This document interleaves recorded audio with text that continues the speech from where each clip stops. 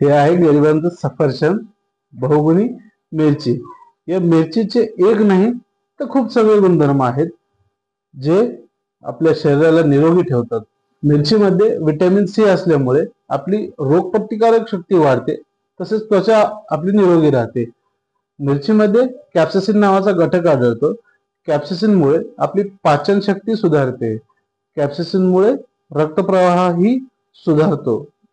कॅप्साइसिनमुळे काय होतं, आपल्या ज्या रक्तवाहिन्या आहेत त्यांचा आकार विस्तृत होतो आणि रक्तप्रवाह सुरळीत होतो. तसेच त्याच्यामुळे रक्त पातळ राहण्यास मदत होते आणि आपला हार्ट अटॅकचा धोका टाळण्यास खूप प्रमाणात मदत होते. मिरचीचं नियमित प्रमाणात सेवन केल्यामुळे बॅड कोलेस्ट्रॉल कमी होतो. आता नियमित प्रमाणात म्हणजे किती?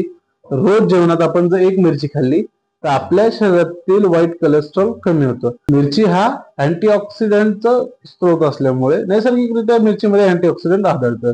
त्याच्यामुळे आपल्या शरीरातील पेशींचं होणारं नुकसान टाळलं जातं.